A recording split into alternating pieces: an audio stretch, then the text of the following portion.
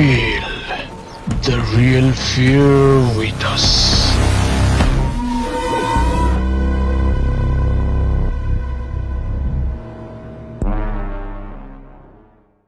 প্রিয় লিসেনার্স, আসসালামু আলাইকুম। Feel the real fear with us. সত্যিকারের ভয়ের অনুভূতি পেতে আফনান হরওয়ার্ল্ডের সাথেই থাকুন, দেশ ও দেশের বাইরে যে যেখান থেকে। আফনান হরওয়ার্ল্ডের আজকে শনির রাতের 63তম এপিসোডের সাথে যুক্ত হচ্ছেন বা পরবর্তীতে হবেন। সকলকে জানাচ্ছি শুভেচ্ছা ও ভালোবাসা। আশা করি সবাই ভালো আছেন, সুস্থ আছেন। প্রিয় লিসেনার্স, আজকের এই এপিসোডে আপনাদের পাঠানো দুটি ঘটনা নিয়ে হাজির হয়েছি। একটি ঘটনা লেজেন্ড আকারের। এটি বাংলাদেশের একটি বিশেষ স্থাপনার সাথে জড়িত। যুগ যুগ ধরে বহু মানুষের মুখে মুখে এই ঘটনাটি প্রচলিত রয়েছে বলে আমরা জানতে পেরেছি। এই ঘটনাটি আমাদেরকে যিনি পাঠিয়েছেন, ওনার নাম শাকিল আহমেদ। ওনার বাড়ি টাঙ্গাইল জেলার সখীপুরের ক্যাপ্টেন মোড়ে। ওনার পাঠানো একটি ঘটনা এর আগেও আমরা প্রচার করেছি। উনি মূলত বিয়ে করেছেন নোয়াখালীতে। তো নোয়াখালীতে উনি যেখানে বিয়ে করেছেন, তো ওনার স্ত্রীর নানা বাড়ি যেখানে, এটা হচ্ছে চাটখিল উপজেলায়। চাটখিল উপজেলার একটি বিশেষ জায়গা। অনেকে ওই জায়গাটিকে একটা সময় মিয়াজি বাড়ির পুকুর নামে চিনতেন। ওই পুকুরকে ঘিরে রয়েছে রহস্য।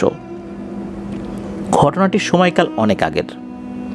ওই সময়ে ওই এলাকায় বিশুদ্ধ পানির কিন্তু সংকট ছিল। মানুষ পুকুরের পানির উপর নির্ভরশীল ছিলেন। তো সমস্যা যেটা হলো সেটা হচ্ছে ওই পুকুরে নাকি পানি থাকতো না। বৃষ্টি হোক যাই হোক, ওই পুকুরে পানি পড়ার সাথে সাথে মনে হতো নিচ থেকে এই পানি কেউ শুষে নিয়েছে। কি শীত, কি বর্ষা, কি শুকনো, কি গরম, সব সময় এই পুকুরের মাটি ফেটে চৌচির অবস্থায় থাকতো। বর্ষাকালেও সেখানে পানির ছিটে ফোঁটাও দেখা যেত না। এরকম সমস্যা যে হচ্ছে, এটার কারণ কি, এটা কেউ বুঝতে পারতো না। পুকুরে পানি না থাকার কারণে মিয়াজি বাড়ি সহ আশেপাশে যেই ঘরবাড়িগুলো রয়েছে তাদের তীব্র পানি সংকট ছিল। এই কারণে অন্যত্র আরেকটি পুকুর তারা খনন করলে সেখানে পানি ওঠে, কিন্তু এখানে পানি উঠতো না। কিন্তু কেন কেন এই পুকুরে পানি ওঠে না? ওনারা বিভিন্নভাবে দোয়া করিয়েছেন হুজুর ডেকে, কোনোভাবেই কাজ হচ্ছিল না। একটা সময় বড় একজন বুজুর্গ ব্যক্তি এসে সেখানে দোয়া করেন সম্মিলিতভাবে। এলাকার যারা গণ্যমান্য ব্যক্তি ছিলেন, আরও যারা ছিলেন, সোজা কথা প্রত্যেক বাড়ির লোকজনই ওই দোয়া অনুষ্ঠানে উপস্থিত ছিলেন। এরপর আল্লাহর রহমতে টানা 3 দিন ওই এলাকায় বৃষ্টি হয়। বৃষ্টির পর দেখা গেল ওই পুকুরে পানি জমেছে। শুধু কি তাই, আরও এক অদ্ভুত দৃশ্য সবাই দেখতে পেলেন। তা হচ্ছে পুকুরের মাঝখানে শাপলা ফুল ফুটেছে। শুধু শাপলা নয়, পদ্ম ফুলের অস্তিত্ব দেখা যাচ্ছিল।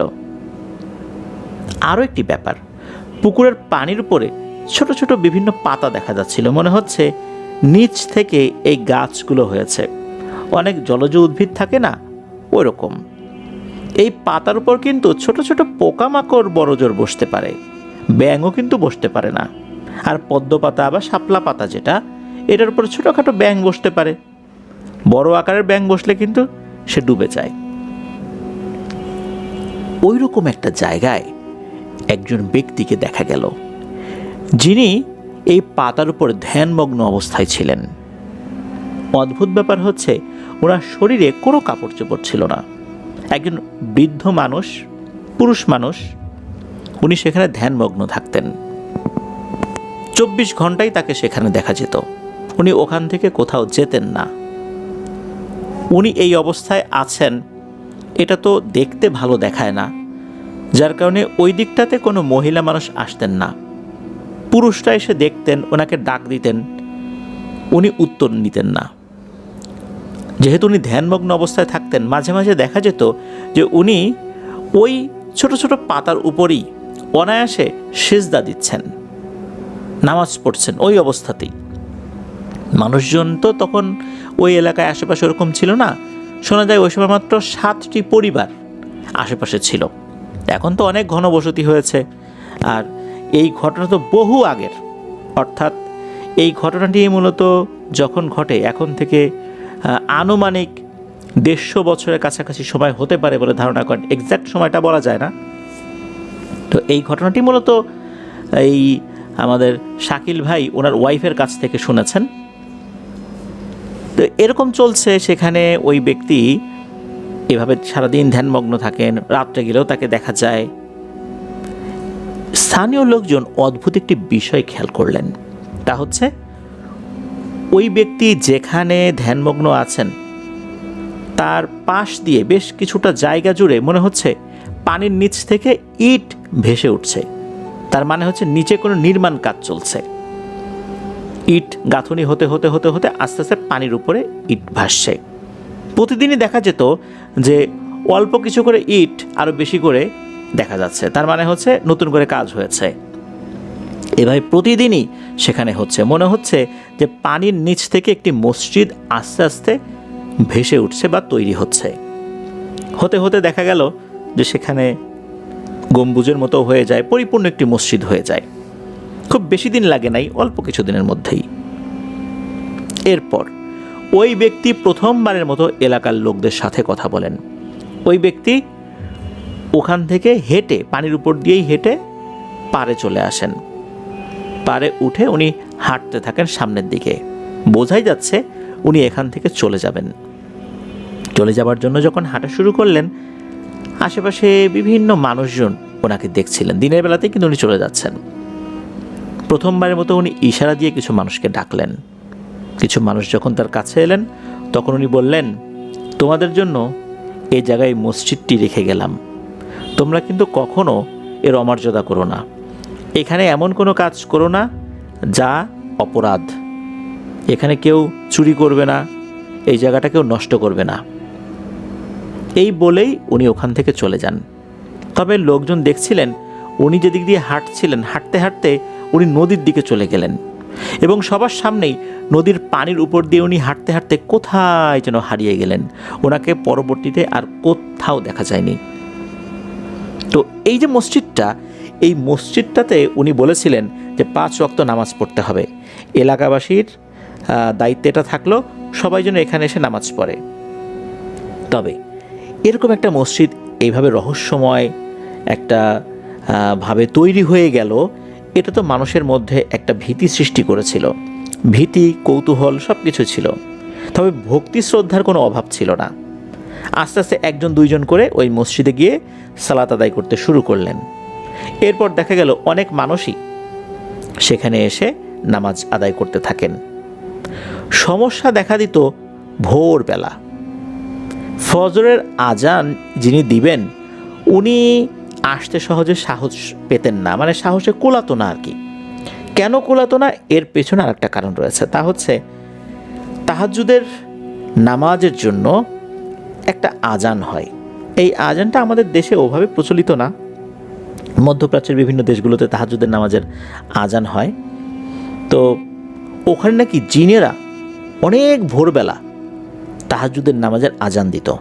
তখন আশেপাশে যে সমস্ত ঘরবাড়ি ছিল তারা সেই আজানটা শুনতে পেতেন।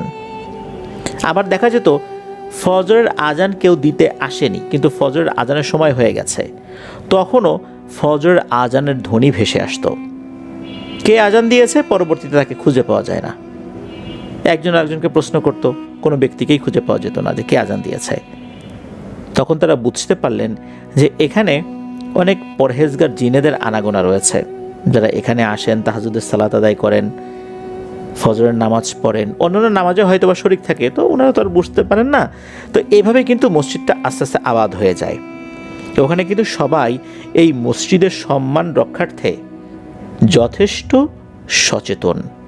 এটা কিন্তু এখনও রয়েছে। ওই মসজিদে কিন্তু কোনো ধরনের অপকর্ম করা নিষেধ। 2টি ঘটনা চালু আছে। তা হচ্ছে একজন ব্যক্তি, ওই ব্যক্তি বহু বছর পর ওই মসজিদের যেই দান বক্স সেখান থেকে কিছু টাকা চুরি করেছিলেন। টাকা চুরি করার পরপরই তার হাতের আঙ্গুলগুলো বেঁকে যায় এবং হাতে তীব্র যন্ত্রণা শুরু হয়ে যায়। যখন উনি বুঝতে পারলেন যে এই কারণে এটা হয়েছে, তখন উনি ওই মসজিদের দায়িত্বে থাকা কমিটির কিছু লোকজনের কাছে বিষয়টা বলেন যে উনি তো এই কাজটা করছেন, এই কারণে এরকম হয়ে গেছে।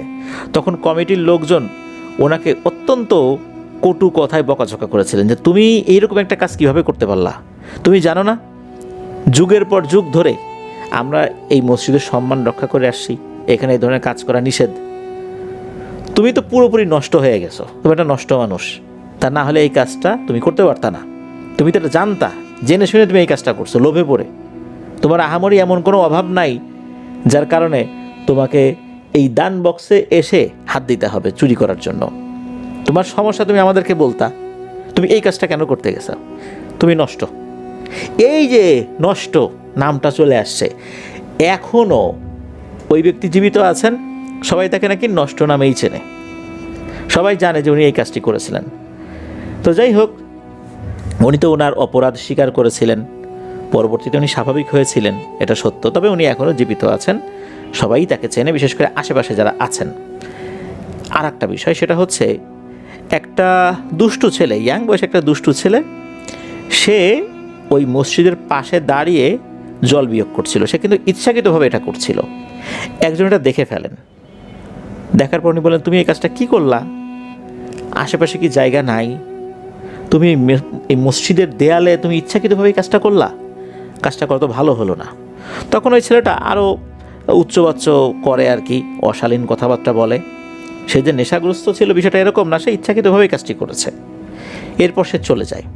পরদিন সকাল থেকেই তার মধ্যে অস্বাভাবিক আচরণ দেখা যায়, দেখা যাচ্ছে সে পাগলামি করছে। তো ওই মসজিদে যিনি ইমাম সাহেব ছিলেন, তাকে যখন বিষয়টা অবগত করানো হয়, তখন ওই ছেলেটাকে নিয়ে আসতে বলেন। ছেলেটার মা বাবা ওই ছেলেটাকে নিয়ে আসে। হুজুর ওই ছেলেটার উপর রুকিয়া শুরু করেন, ওই ছেলেটার উপরে একটা জিন হাজির হয়। তখন হুজুর বলেন যে এই ছেলেটার এই অবস্থা কেন করলা? তখন ওই জিনটা বলে যে কেন করেছে এটা আপনি জানেন, এই প্রশ্ন করা আমার কাছে আসলে অবান্তর বলে মনে হচ্ছে, অপ্রাসঙ্গিক বলে মনে হচ্ছে, তবে ওকে তো জানে মারি নেই, ও যতদিন জীবিত থাকবে এরকম আধা পাগল হয়ে জীবিত থাকবে, এটা হচ্ছে শিক্ষা, ও ইচ্ছাকৃতভাবে কাজটি করেছে এই মসজিদকে অসম্মান করার উদ্দেশ্যে। তো সত্যি এরপর থেকে সে ওভাবেই আছে, ওরকম আধা পাগল অবস্থাতেই। প্রিয় লিসেনার্স, আপনাদের মনে প্রশ্ন আসতে পারে এই মসজিদটির নাম কি? স্থানীয়ভাবে এই মসজিদটাকে, অর্থাৎ লোকাল লোকজন এই মসজিদটাকে বলে থাকেন আমু শাহ মিজি মসজিদ, তবে আমি নেট ঘেটে যেটা দেখলাম মসজিদটার নাম হচ্ছে আমানত শাহ মিয়াজি মসজিদ। এটি অত্র এলাকার ধর্মচর্চা এবং আধ্যাত্মিক চর্চার অন্যতম একটি কেন্দ্র, মানুষের কাছে যথেষ্ট সম্মানের একটা জায়গা। ওইটা মসজিদ, এটা সব মুসলিমদের কাছেই একটা সম্মানের জায়গা। তবে এই মসজিদটার যে ইতিহাস, এটা যেভাবে তৈরি হয়েছে, এরপর যুগ যুগ ধরে মানুষজন মসজিদটাকে যেভাবে রক্ষণাবেক্ষণ করছেন, সেই অর্থে এই মসজিদটা মানুষের কাছে তাদের হৃদয়ের একটা বিশেষ জায়গা দখল করে আছেন। দূর দূরান্ত থেকে অনেক মানুষ সেখানে আসেন। আরেকটা বিষয়, সেটা হচ্ছে ওই যে যিনি একজন দরবেশ গোছের মানুষ, যিনি বিবস্ত্র অবস্থায় সেখানে সাধনা করতেন, উনি যেই হালতে মসজিদটাকে রেখে গিয়েছিলেন ওই পুকুরের ওই ভেতরে, তখন তো পানিটা নিয়ে আর ছিল না, আস্তে আস্তে ওইখানে মসজিদটা হয়ে গেছে। তো ওই মসজিদটা তো পরবর্তীতে সম্প্রসারণ করার দরকার হয়, কিন্তু দেখা গেল ওই মসজিদটাকে ভেঙে নতুন করে করা যাচ্ছে না, মসজিদটা কিন্তু এখন বহুতল হয়েছে। তো ওই মূল কাঠামোর উপরেই কিন্তু এই মসজিদটাকে বহুতল করা হয়েছে, মানে মূল কাঠামোটাকে ঠিক রেখে। এটা ভেঙে যে নতুন করে করবে বিষয়টা এরকম না। তো আমরা এরকম একটা মসজিদ দেখতে পাই, ঢাকার কারওয়ান বাজারে একটা মসজিদ রয়েছে, এটার মূল কাঠামো আছে, মূল কাঠামোর সাথে বড় করে অন্যভাবে মসজিদের সম্প্রসারণ করা হয়েছে। আমি মাঝে মাঝে যখন যাই ওই মসজিদে সালাত আদায় করি, এক ধরনের অন্যরকম প্রশান্তি কাজ করে সেখানে। স্থানীয়ভাবে আবারও বলছি, এই মসজিদটাকে আমু শাহ মিজি মসজিদ বলে, তবে আমি নেট ঘেটে দেখলাম আমানত শাহ মিয়াজি মসজিদ নামেই নেটে আমি দেখতে পেলাম। এটি নোয়াখালী জেলার চাটখিল উপজেলার গোবিন্দপুরে অবস্থিত। আপনারা যারা ওই এলাকায় আছেন তারা অবশ্যই চিনবেন, আর যারা যদি কখনো মনে করেন যে ওদিকটাতে যাবেন, তবে মসজিদটা ঘুরে আসতে পারেন। এটাই ওই মসজিদের একটা ঐতিহাসিক সত্য তথ্য। এটা যে শুধু আমরা বললাম এখানে তা না, এটা আরও বহু মানুষই জানেন। প্রিয় লিসেনার্স, একবার ভাবুন যে একটি জায়গায় পানি থাকে না, বৃষ্টি হলেও পানি থাকে না, সেই পানি মনে হচ্ছে নিচ থেকে কেউ শুষে নিচ্ছে। ওখানে এটা কেন হতো? এরপর ওই ব্যক্তি উনি কোত্থেকে এসেছিলেন? উনি ওখানে সাধনা শুরু করলেন, ধ্যানমগ্ন হলেন, উনি দেখা যেত যে ওই পাতার উপরে নামাজ পড়া শুরু করলেন। আস্তে আস্তে সেখানে একটি মসজিদ উঠে যাচ্ছে।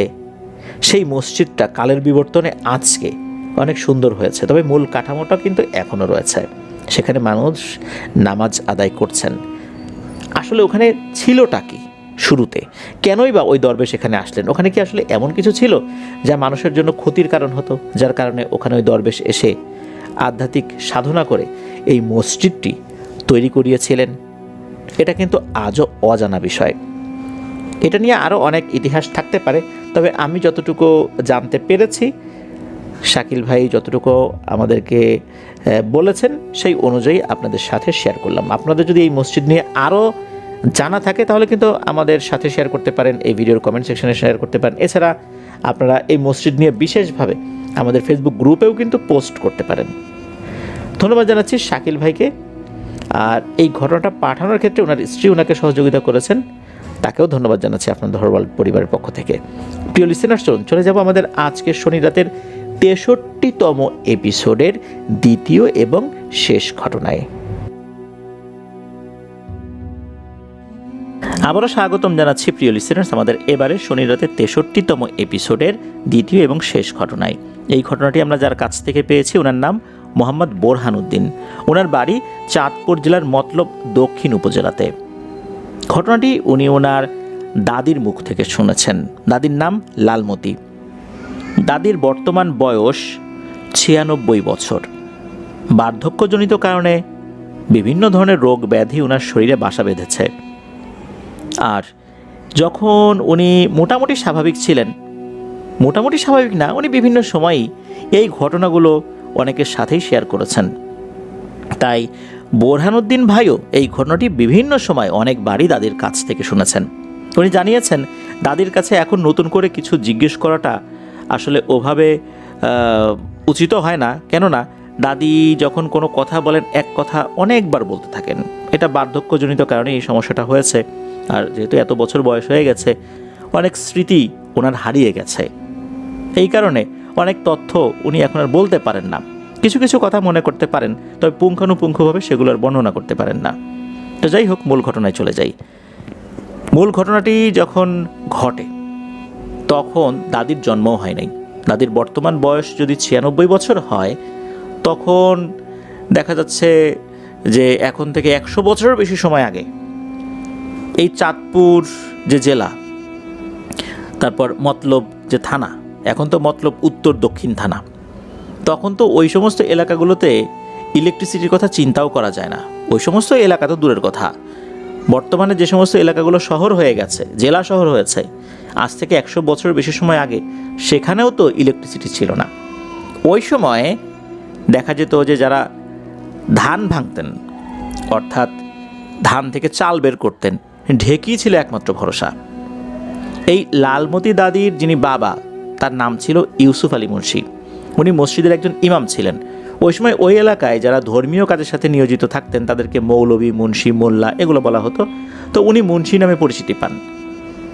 ওনার মূল নাম হলো মোহাম্মদ ইউসুফ আলী, নামের সাথে মুন্সি যুক্ত হয়ে গেল আর কি। উনি একজন রাকি ছিলেন। ওনার অনুগত বেশ কিছু জিন ছিল।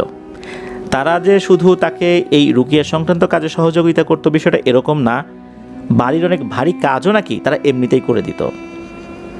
যেমনটা হতো এই ঢেকিতে ধান ভাঙানো। ঢেকি পাড় দেয়া কিন্তু বেশ কষ্টসাধ্য একটি বিষয়। বাড়ির মহিলারা কি করতেন, অনেক রাত্রে উঠতেন, সন্ধ্যার পর পর খাওয়া দাওয়া করে ঘুমিয়ে যেতেন, রাত 2টো 2:30টা কি আনুমানিক 3টার দিকে উঠে এই ঢেকিতে পাড় দিতে হতো।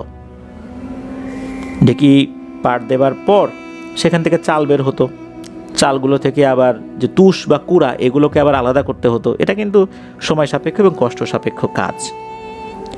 মাঝে মাঝে বাড়ির সদস্যরা রাতের বেলা শুনতে পেতেন যে ঢেকির ঘর থেকে ঢেকির আওয়াজ আসছে।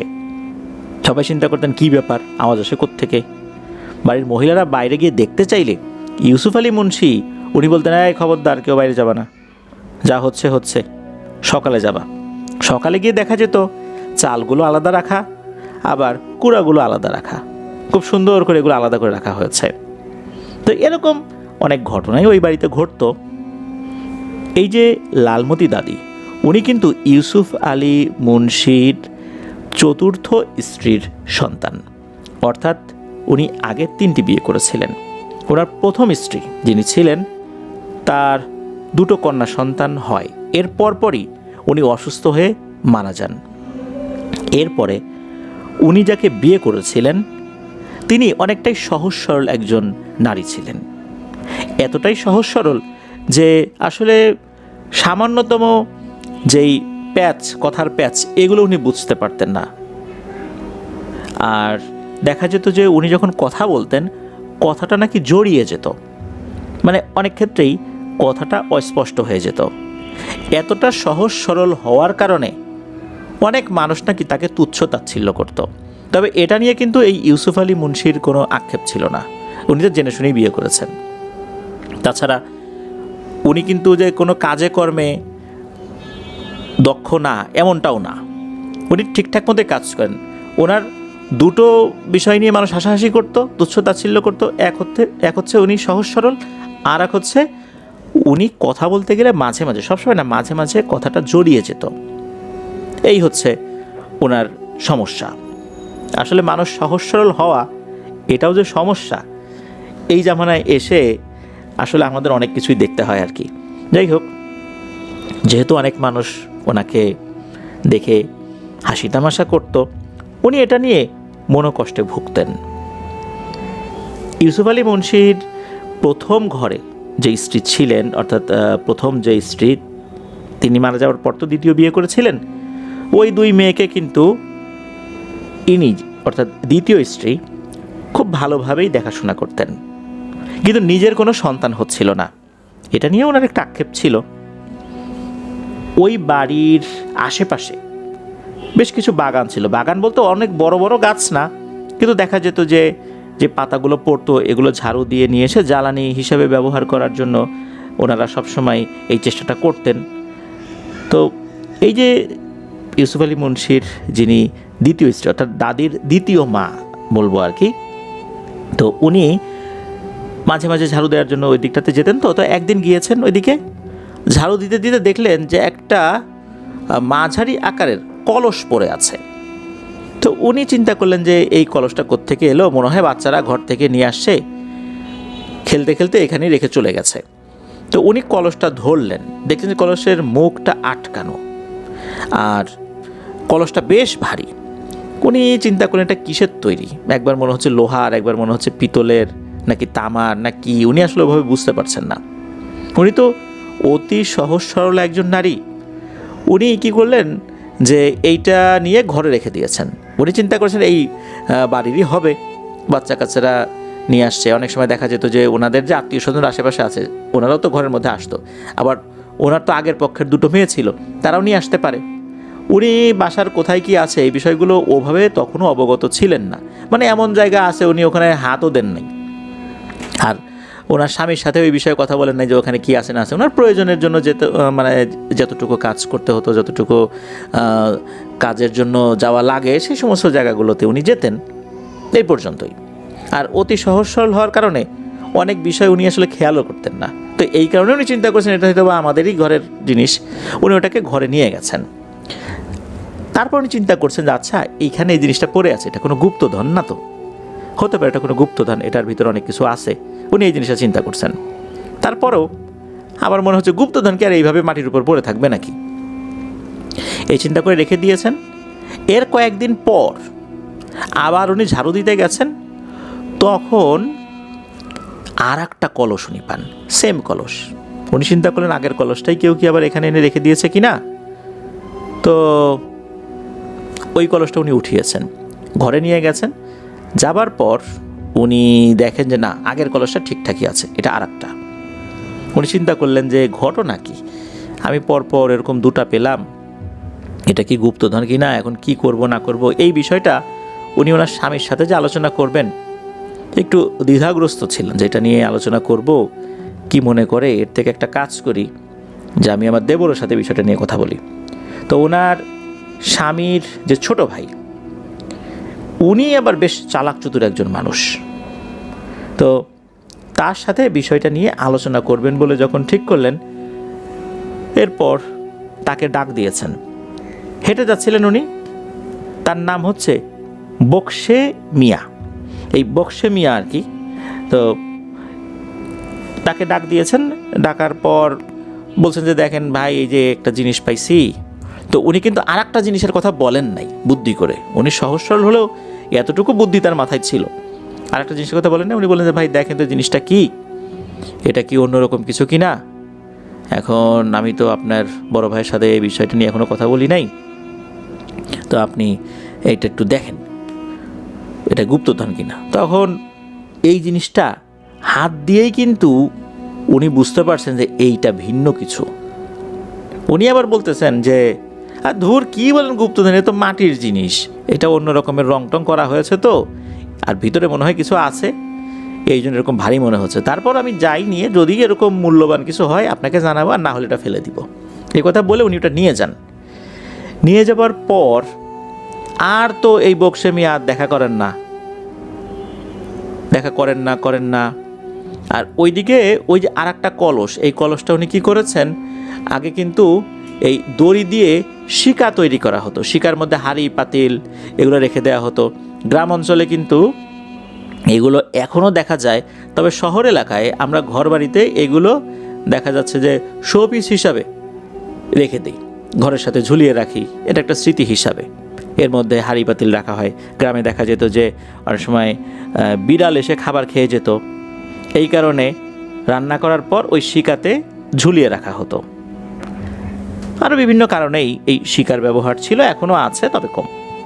তো উনি অনেকগুলো হাঁড়ি পাতিলের উপরে এই জিনিসটা রেখে দিয়েছিলেন, ওই বড় একটা শিকা, এর উপরে দেখা যাচ্ছে যে যেটা সবচেয়ে বড় হাঁড়ি সবার নিচে সেটা রেখেছেন, এরপরে এর থেকে যেটা ছোট সেটা বড়টার উপরে রেখেছেন, এইভাবে হতে হতে সবার উপরের দিকে ওইটা রেখেছেন। তো ওটা ওভাবেই রেখে দিয়েছেন। এই ঘটনার পর হঠাৎ করেই উনি অসুস্থ হতে থাকেন। এমন একটা অসুস্থতা ওনার ভিতরে চলে আসে, এটা যে কী কারণে অসুস্থ হয়েছেন এটা কেউ বলতে পারেন না। ওই সময় যেই ধরনের চিকিৎসা ছিল সেই চিকিৎসা করা হয়, কিন্তু কোনো লাভ হয় না, একদম মৃত্যু মুখে পতিত হয়েছেন। খুব অসুস্থ, আত্মীয় স্বজনরা দেখতে আসছে, যে কোনো সময় প্রাণবায়ু বের হয়ে যায় এমন একটা অবস্থা। তখন ওনার স্বামীকে উনি ডাক দেন যে আপনার সাথে আমার কিছু কথা আছে। এদিকে ওনার অসুস্থতার কারণে চতুর্দিকে সারাক্ষণ এত লোক থাকে, আত্মীয় স্বজনরা থাকে, যার কারণে উনি এই কথাগুলো ওনার স্বামীকে বলতেও পারছিলেন না, সুযোগ পাচ্ছিলেন না। তো একটা সময় বললেন যে তোমরা সবাই বাইরে যাও, আমি ওনার সাথে একটু কথা বলবো। তো ওনার স্বামী বললেন যে কী ব্যাপার, বলো কী বলতে চাচ্ছ। তখন বললেন যে আপনি আমার খুব কাছে আসেন, আপনার কানটা আমার মুখের কাছে নিয়ে আসেন, আমি খুব আস্তে আস্তে এই কথাটা বলতে চাই। এরপর ওনার স্বামী ইউসুফ আলী মুন্সি উনি ওনার কানটা তার মুখের কাছে নিয়ে আসেন। এরপর উনি আস্তে করে বলতে থাকেন যে আমি তো এরকম দুটো জিনিস পেয়েছিলাম, আপনার ভাইকে আমি একটা জিনিস দিয়েছি, কেন যেন আমার মনে হচ্ছে আমি ভুল কাজ করছি। ওইটার ভিতরে নিশ্চয়ই এমন কিছু ছিল যেটা আপনার ভাই আমাকে বলেনি। আর একটা আছে, এটা আপনাকে আমি বলে দিচ্ছি, আমি অমুক জায়গায় রেখেছি ঘরের, আপনি একটু এখানে যান, গিয়ে ওই জিনিসটা নিয়ে আসেন, আমি ওই জিনিসটা আপনার হাতে তুলে দিতে চাই। আর আপনার ভাইকে বলেন যে সেই জিনিসটা নিয়ে গেছে, এই জিনিসটার জন্য আমার কাছে নিয়ে আসে, আমি একটু শেষ দেখাটা দেখতে চাই। প্রথমে যেটা হয় সেটা হচ্ছে এই ইউসুফ আলী মুন্সি উনি ওনার স্ত্রীর বলার সেই জায়গাটাতে যান, ঘরের মধ্যে সেই জায়গাটা, উনি ওখানে গিয়ে অবাক হয়ে যান। উনি দেখেন যে উপরে যেই একটা জিনিস ছিল বলে মনে হচ্ছে, উনি বুঝতে পারেন হ্যাঁ ওখানে কিছু একটা জিনিস ছিল, কিন্তু উনি অদ্ভুত যে ব্যাপারটা খেয়াল করেন সেটা হচ্ছে যে যতগুলো পাতিল একটার পর একটা সাজানো ছিল, মনে হচ্ছে সবগুলো পাতিল ছিদ্র হয়ে গেছে, বেশ বড় আকারে ছিদ্র হয়ে গেছে। মনে হচ্ছে উপরে কোনো কিছু ছিল, ওইটা ছিদ্র হয়ে নিচের পাতিলের মধ্যে পড়েছে, নিচের পাতিল ছিদ্র হয়ে ওইটা আবার বেরিয়ে গেছে, তার নিচের পাতিলের উপরে পড়েছে। এভাবে হতে হতে যতগুলো পাতিল ছিল সব ছিদ্র হয়ে নিচ দিয়ে ওই জিনিসটা চলে গেছে। তখন উনি বুঝতে পারেন যে আসলেই তো এখানে ভিন্ন কিছু ছিল। এরপর ওনার ছোট ভাইকে উনি ডাকেন, তোর ভাবি এটা বলছে। তখন ওনার ছোট ভাই বেমালুম অস্বীকার করে বসেন যে ভাই, আপনি ভাবিকে চেনেন না, ওনার বুদ্ধি শুদ্ধি কম, কখন কি কথা বলতো এটার ঠিক ঠিকানা নাই, আর উনি এখন মৃত্যু সজ্জায়, ওনার মাথা ঠিক নাই, আমার নামে এই কথা বললো আর আপনি বিশ্বাস করলেন। যদিও বা ইউসুফ আলী মুন্সি কিছুটা আঁচ করতে পেরেছিলেন যে অন্যরকম কোনো একটা ব্যাপার এখানে আছে, কিন্তু কোনো প্রমাণ তো নাই। তখন ওনার স্ত্রীর এই অবস্থাতে উনি তেমন কিছু আর বলতে পারেন নাই। ওনার স্ত্রীকে যখন বলেন যে এই ব্যাপার, ও তো অস্বীকার করছে। অনেক আক্ষেপ নিয়েই শেষ নিঃশ্বাস ত্যাগ করেন ইউসুফ আলী মুন্সির দ্বিতীয় স্ত্রী। ওনার ওই ঘরে কোনো সন্তানাদি হয়নি। এরপর বেশ কিছুদিন পার হয়ে যায়, উনি তৃতীয় বিয়ে করেন। সেই ঘরে একটা সন্তান হয়, তার নাম হচ্ছে সিরাজুল ইসলাম। তো এরপরে উনি আর একটা বিয়ে করেছিলেন। সেই ঘরে যেই সন্তানাদি হয় এর মধ্যে একজন হচ্ছে এই লালমতি দাদি। লালমতি দাদির আগে, ইমিডিয়েট আগে ওনার আর একটা বোন হয়, অর্থাৎ ওনারা মোট 4 বোন। এই ইউসুফ আলী মুন্সির প্রথম যে স্ত্রী ছিলেন তার 2 মেয়ে, আর হচ্ছে এই লালমতি দাদি এবং লালমতি দাদির বড় এক বোন। তো এই যে এনারা এই মোট সন্তানাদি হয় কি যে লালমতি দাদি এর পর তো মোটামুটি কিছু কিছু জিনিস দেখেছেন, তখন তো উনি ছোট। একটা ঘটনা ঘটে, সেটা হচ্ছে এই যে বক্সে মিয়া যিনি, অর্থাৎ এই দ্বিতীয় স্ত্রীর কাছ থেকে যিনি একটা কলস নিয়েছিলেন, তার কি হলো। এবার আসি এই ঘটনার একটা টার্নিং পয়েন্টে। এই বক্সে মিয়া উনি নৌকা নিয়ে বিভিন্ন জায়গায় যেতেন, কারণ চাঁদপুরে তো আসলে নদী নালা বেশি। তো উনি একদিন বিকালের দিকে উনি বাড়ির দিকে ফিরছেন নৌকাতে, উনি নৌকা চালাচ্ছিলেন। হঠাৎ করে দেখতে পেলেন নৌকার একদম মাথায় একটা বাচ্চা মেয়ে বসে আছে, ফ্রক টাইপের কোনো জামা পরা। বাচ্চা মেয়েটা তার দিকে পিঠ দিয়ে বসে আছে, আর তার যে 2 পা, এই 2 পা 2 দিকে ঝুলিয়ে দিয়ে বসে আছে, অর্থাৎ নৌকা যেদিকে যাচ্ছে ওই দিকে মুখ করে সে বসে আছে। উনি চিন্তা করলেন, আচ্ছা এই মেয়েটা কোত্থেকে এলো, সাঁতরে উঠলেও তো আমি দেখতে পাবো, আর তার জামা কাপড়ও তো ভেজা না। মেয়েটার গড়ন দেখে মনে হচ্ছিল তার বয়স 6 কি 7 বছর হবে, বড় জোর এরকম। তো উনি বুঝতে পারছিলেন না যে ঘটনাটা কি। এইটা বুঝতে না বুঝতেই হঠাৎ করে ওই মেয়েটা ওখানে বসে থাকা অবস্থাতেই প্রচণ্ড জোরে অট্টহাসি দিতে থাকে। আর এই অট্টহাসি কোনো বাচ্চা মেয়ের অট্টহাসি না, মনে হচ্ছে খুবই ভয়ঙ্কর বাজখাই কণ্ঠে কেউ অট্টহাসি দিচ্ছে। এরপর মেয়েটা যেদিকে ঘুরে আছে ওই দিক থেকে তার মাথাটা পুরো 180 ডিগ্রি অ্যাঙ্গেলে এই বক্সে মিয়ার দিকে ঘুরিয়ে ফেলেন। বক্সে মিয়া দেখেন যে মেয়েটার চেহারা ভয়ঙ্কর না হলেও চোখ দুটো অস্বাভাবিক রকমের লাল। সে তখন বলতে থাকে, কিরে বক্সে মিয়া, সবাইকে তো বোকা বানালি, এই কাজটা কেন করলি? তোর তো আর নিস্তার নাই, তুই জানিস যে তুই কত বড় অপরাধ করছিস? আমার ওস্তাদের স্ত্রী, সে খুবই সহজ সরল একজন মহিলা ছিল। এত ভালো মহিলা বর্তমানে কয়টা আছে রে, কয়টা পাওয়া যায়? সে কথা বলতে গেলে জড়িয়ে যেত, কত মানুষ তাকে নিয়ে কত হাসি তামাশা করত। ওনার কোনো সন্তানাদিও হচ্ছিল না, সবাই তাকে নিয়ে কত কথা বলতো। আমার ওস্তাদের অনুগত যে জিনেরা আছে তার মধ্যে আমি একজন। তখন আমি চিন্তা করলাম, যাহারে উনি কত মানুষের কত কথা সহ্য করতেছে, ওনাকে যদি কোনো একটা জিনিস দেই তাহলে অন্তত এই জিনিসটা বিক্রি করে এই পরিবার আরও একটা ভালো অবস্থায় যাবে।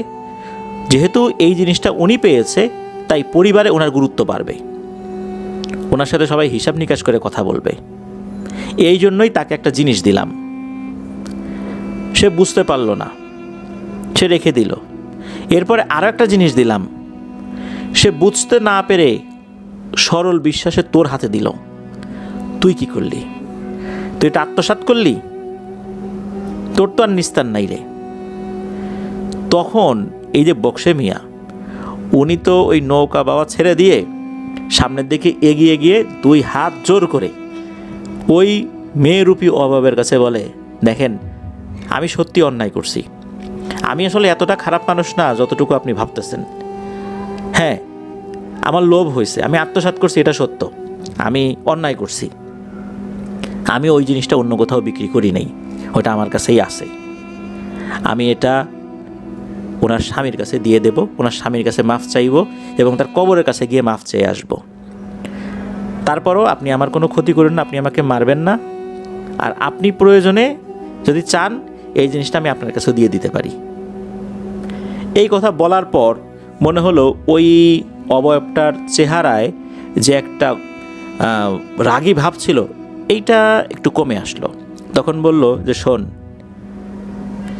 আমরা কিন্তু ক্ষতিকর কোনো জিন না, আমরা ভালো জিন। মূলত তুই একটা সরল সহজ মানুষের সাথে যে আচরণটা করেছিস এটা আমাদের কাছে ভালো লাগে নাই। যাই হোক, তুই দোষ স্বীকার করছিস, এই জিনিসটা আমার কাছে ভালো লাগছে। এখন আমি যেটা বলি সেটা শোন। তুই এই জিনিসটা ভাঙবি, ভাঙার পর এর ভিতরে অনেক মূল্যবান জিনিস পাবি, আর এই জিনিসটা ভাঙবি তার স্বামীর উপস্থিতিতে। তাকে গিয়ে সব দোষ স্বীকার করবি, আর এইটা থেকে যা যা জিনিস পাবি এর থেকে একটা অংশ এই গ্রামসহ আশেপাশের যে গ্রামে মানুষরা আছে তাদেরকে রান্না করে, খাবার রান্না, গরু খাসি এগুলো জবাই করে রান্না করে খাওয়াতে হবে। একটা দোয়া অনুষ্ঠান করতে হবে, গরিব দুঃখীরা খাবার খাবে। যিনি মারা গেছেন তার রুহের উদ্দেশ্যে এই জিনিসটা করতে হবে। এটা হলো 1 নম্বর কথা। 2 নম্বর কথা, তুই যেহেতু দোষ স্বীকার করেছিস, যা, এর থেকে ভাগ তুইও পাবি। তবে এর থেকে ভাগ 2টো করবি। প্রথম ভাগ ওই মহিলার যিনি স্বামী ইউসুফ আলী মুন্সি অর্থাৎ আমাদের ওস্তাদ, তাকে দিবি। আর একটা ভাগ তুই নিজের মতো করে খরচ করতে পারবি, এটা নিয়ে আমাদের কোনো আপত্তি নেই। তো এইটা বলার পরই নাকি ওই অভাবটা অদৃশ্য হয়ে যায়। উনি বাড়িতে যাবার পর তাড়াতাড়ি করে ওই জিনিসটা নিয়ে, ওই যে কলসটা নিয়ে ইউসুফ আলী মুন্সির কাছে যান, গিয়ে সব ঘটনা খুলে বলেন, ওনার কাছে ক্ষমা চান। তখন ইউসুফ আলী মুন্সি বলেন যে, আমিও বিষয়টা অনুমান করতে পারছিলাম, কিন্তু আমার জিনেরা এই বিষয়ে আমাকে কিছুই বলেনি, যার কারণে আমি বিষয়টা নিয়ে আর আগাই নেই, আর ওদের কাছে আমি কিছু জিজ্ঞেসও করি নাই। যাই হোক, তুই যেহেতু দোষ স্বীকার করছিস, যেভাবে বলা আছে সেভাবেই কর। একটা সময় নাকি বক্সে মিয়া উনি বলেন যে, না, আমি এখান থেকে কিছুই নেব না, আমি যে অপরাধ করছি আমি এখান থেকে কিছুই নিতে চাই না। পরে এই যে ইউসুফ আলী মুন্সি বলেন যে, না, যেহেতু তোকে বলছে নিতে, তুই নে, আল্লাহর রহমতে কোনো সমস্যা হবে না। তো উনি গড়িমসি করছিলেন, যেহেতু উনি একটা অপরাধ করে ফেলেছেন, এই অপরাধের যে একটা কাফফারা হিসাবে উনি এটা নিতে চাচ্ছিলেন না। আর ওই অভাবটা এটাও বলেছিল যে পরবর্তীতে এটা বেহাত হয়ে যেতে পারে, এই জন্য ওই যে আর একটা কলস যেটা ছিল এটা সে নিয়ে গেছে। তো যাই হোক, এরপর দেখা গেল ওটা ভেঙে সেখান থেকে অনেক মূল্যবান জিনিস পাওয়া যায়, স্বর্ণ মুদ্রা পাওয়া যায়, সেগুলো বিক্রি করে ওনারা নাকি অনেক সহায় সম্পত্তি করেছিলেন। এই যে বক্সে মিয়াও করেছিলেন, তারপর ইউসুফ আলী মুন্সি উনিও করেছিলেন। ওনাদের আর্থিক অবস্থা অনেক উন্নত হয়, এমনটাই জানিয়েছেন আর কি। তো দাদির যে আক্ষেপের জায়গাটা, দাদির যিনি বাবা এই যে ইউসুফ আলী মুন্সি, উনি তো এখান থেকে এই জিনিসগুলো সেল করে বিপুল ভূসম্পত্তি অর্জন করেছেন। এটা নিয়ে কিন্তু কোনো সমস্যা হয়নি, এটা ব্যবহার করার কারণে যে অন্য কোনো সমস্যা হবে বিষয়টা এরকম না, কিছুই না, একদম স্বাভাবিক।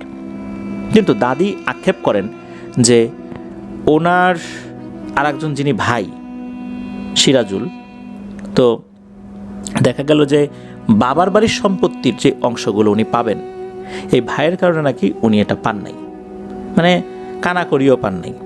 এটা নিয়ে ওনার খুব আক্ষেপ ছিল যে আমার কিছুই দিল না এরা।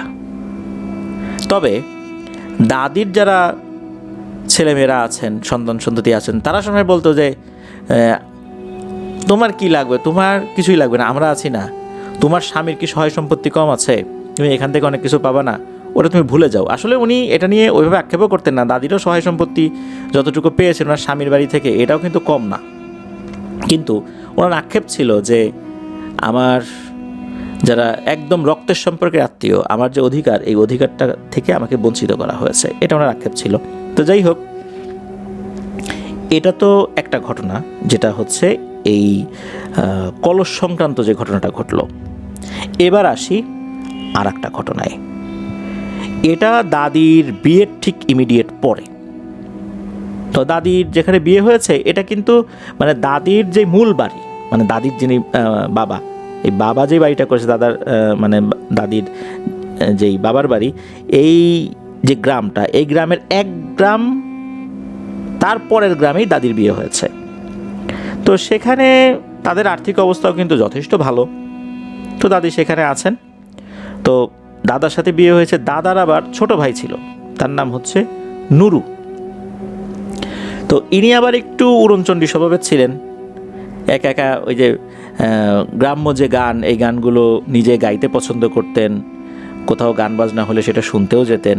মানে সংসারের প্রতি তার টান একটু কম ছিল। কিন্তু উনি যে একদম উদাসীন মানুষ ওরকম না আর কি। থাকে না এরকম কিছু মানুষ, সংসারের প্রতি কিছুটা টান কম, গান বাজনার প্রতি টান বেশি।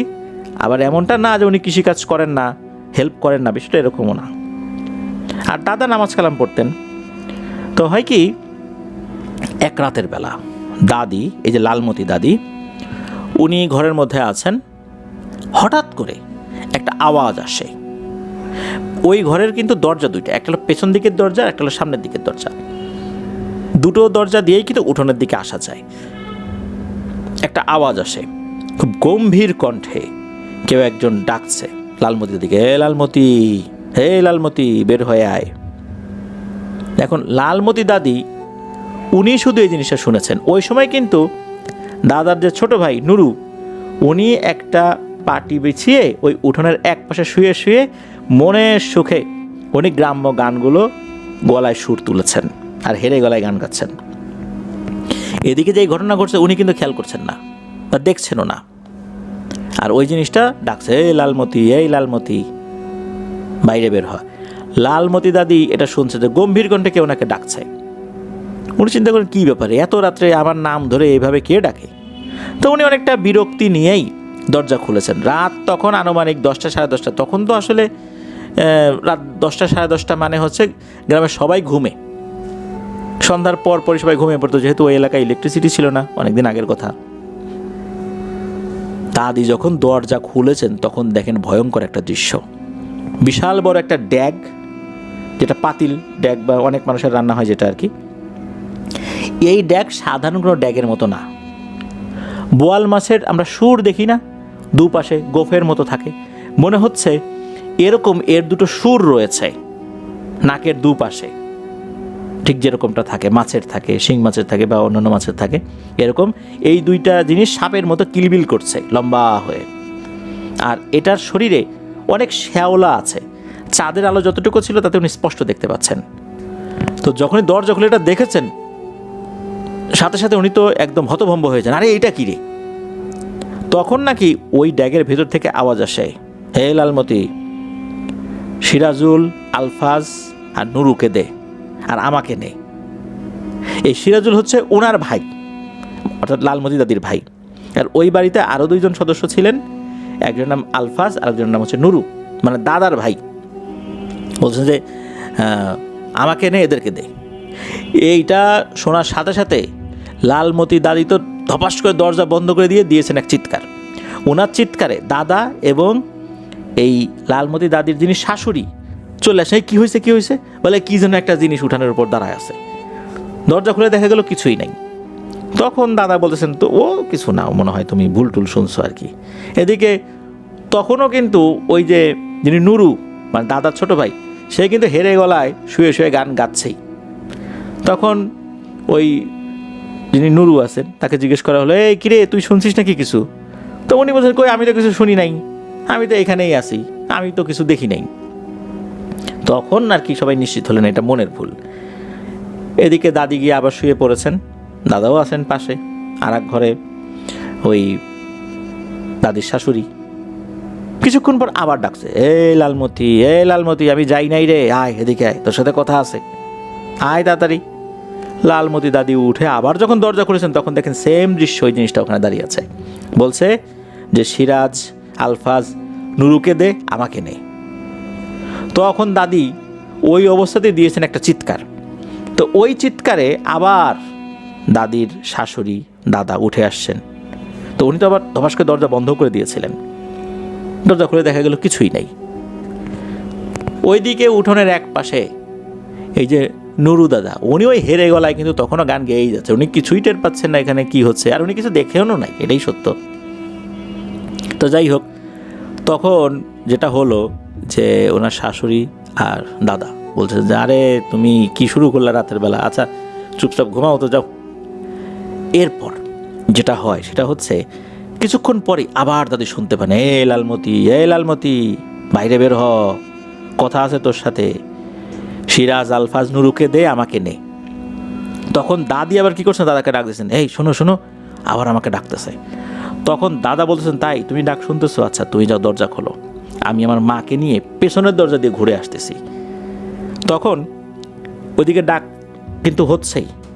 দাদি সাহস করে গিয়ে দরজা খুলে দেখেন সেম দৃশ্য, ওই জিনিসটা ওভাবেই দাঁড়িয়ে আছে, ওই ভয়ঙ্কর জিনিসটা। আর ওই সময় যে কাজটি হয়েছে সেটা হচ্ছে দাদা তার মাকে আস্তে করে ডাক দিয়ে নিঃশব্দে পেছনের দরজা দিয়ে ঘুরে উঠোনের ওখানে গিয়েছেন। যখনই গিয়েছেন তখন দেখেন এই দৃশ্য, যে সত্যি ওই জিনিসটা ওখানে দাঁড়িয়ে আছে। এইটা দেখার সাথে সাথে ওনারা দুইজনই দিয়েছেন এক চিৎকার। আর ওই সময় এই যে নুরু, যিনি এক পাশে শুয়েছিলেন, হেরে গলায় গান গাচ্ছিলেন, উনিও ধর্মর করে উঠে বসছে। তখন উনিও দেখেন ওই জিনিসটা। আর ওই জিনিসটা কি হয়, মাটির উপর দিয়ে মানে স্যাঁচড়াতে ওনাদের বাড়ির কাছে একটা পুকুর ছিল, ওই পুকুরের দিকে চলে যায়। ওনারা সবাই কিন্তু এই দৃশ্য দেখেছেন। এইটা দেখে তো ওনারা মারাত্মক ভয় পেয়ে যান। ওই রাত্রে সবাই একই রুমে জড়সড় হয়ে ঘুমিয়েছিলেন, এতটা ভয় পেয়েছিলেন। পরদিন ওই এলাকার নাম করা একজন কবিরাজের কাছে যান। যাওয়ার পর সব ঘটনা যখন খুলে বলেন, তখন বলেন সর্বনাশ, এ তো যক্ষ এসে আস্তানা গেড়েছে এখানে, কি করা যায়? ওরা যেহেতু লালমতির সাথে এই জিনিসটা দেখা করেছে, সুতরাং ওকে বারবার বিরক্ত করবে। এই পুকুরে আজীবনের জন্য এমনভাবে কিছু কাজ করে দিতে হবে যাতে করে ওই জিনিসটা উঠে আসতে না পারে। তবে ওই কবিরাজ বলেন যে এই জিনিসটার সাথে যে আছে সে পিশাচ শ্রেণীর কিছু না, তবে এরা যদি কাউকে কিছু দিতে চায় সেই পরিবারের কোনো পুরুষ সদস্যের জীবন নিয়ে নেয়। এখন কি করা যাবে? তখন কবিরাজ একটা পরামর্শ দেন, সেটা হচ্ছে এই পুকুরটা চতুর্দিকে যত ধরনের নাপাকি আছে সব ফেলে দিতে হবে, যাতে করে ওই জিনিসটা এই পুকুরের পাড় দিয়ে আর উপরে উঠতে না পারে। আর উনি কিছু তদবির করে দেন। দেখা যেত যে বেশ কিছু নাপাক জিনিসপত্র আশেপাশে ফেলে দিয়েছেন পুকুরের চতুর্দিকেই, যার কারণে এই জিনিসটা ওঠা বন্ধ হয়ে যায়। কিন্তু ওঠা বন্ধ হয়ে গেলেও আর একটা সমস্যা দেখা দিল। এখন ওনারা গোসল করবেন কোথায়? ওই পুকুরেই গোসল করতে হবে। অন্যরা গোসল করতে নামলে কোনো সমস্যা হয় না, কিন্তু দাদি যখনই ওই পুকুরে গোসল করতে নামেন ওনার পায়ের কাছে কোনো না কোনো জিনিস আটকে যায়। তুলে দেখেন যে কোনো একটা স্বর্ণের জগ, স্বর্ণের কলস, উনি যখনই দেখেন এটা আবার ফেলে দেন, ফেলে দিয়ে আবার উঠে পড়েন সাথে সাথে। আর ডুব যখনই দেন তখন উনি দেখেন যে উনি কোনো একটা জিনিসের উপরে বসে আছেন, মানে উনি যেই জিনিসটার উপরে দাঁড়িয়ে মাটি মনে করে যেই ওইখানে তো ডুব দিয়েছেন, একদিন উনি দেখেন উনি একটা বড় আলমারির উপরে দাঁড়িয়ে আছেন, মানে ওইখানে তো মাটি মনে করে তো উনি ডুব দিয়েছেন, কিন্তু আসলে উনি একটা আলমারির উপরে আছেন। যখন ডুব দিয়েছেন তখন দেখেন আশেপাশে সব কিছু পরিষ্কার, সেখানে কোনো পানি নাই, এটা ভিন্ন জগৎ। উনি তো এরকম বেশ কয়েকবার দেখেছেন। পরবর্তীতে এটা যখন জানানো হয় তখন বলা হয় যে দাদি যেন এই পুকুরে আর গোসল না করেন, দাদু অন্য পুকুরে গিয়ে গোসল করবেন, তবে এই পুকুরে দাদিকে আর গোসল করা যাবে না, উনি আর এখানে গোসল করতে পারবেন না। এখন এরকম হচ্ছে, পরে কিন্তু আরও বড় ধরনের বিপদ হতে পারে। এরপরে দাদি কিন্তু ওই পুকুরে গোসল করতেন না, তবে অন্য কোনো কাজেও যদি কখনো নামতেন পুকুরে তখন উনি অস্বাভাবিকতা টের পেতেন, এমনটাই জানিয়েছেন এই লালমতি দাদি। যাই হোক, তো এরপরে উনি এই ধরনের বিষয়ের সাথে আর যুক্ত হননি, বলতে এই যেই ড্যাগ আসে তার কাছ থেকে নিতে হবে কোনো জিনিস, তো এই জিনিসগুলো কিন্তু উনি কখনোই অ্যালাউ করেন নাই। তাই এখনও লালমতি দাদি আলহামদুলিল্লাহ জীবিত আছেন এই ঘটনার একজন জীবন্ত সাক্ষী হিসাবে। তবে ঘটনার প্রথম অংশ যখন ঘটে তখন তো লালমতি দাদির জন্মও হয় নাই, এটা উনি পরিবার থেকে শুনেছেন, ওনার মায়ের কাছ থেকে শুনেছেন, তারপর ওনার ইমিডিয়েট আগে যে মা সৎ মা তার কাছ থেকে শুনেছেন, ওনার অন্যান্য ভাই বোনদের কাছ থেকে শুনেছেন, আর তারপরের অংশ তো ওনার শ্বশুরবাড়িতে হয়েছিল, সেটা তো উনি নিজেই প্রত্যক্ষ করেছেন।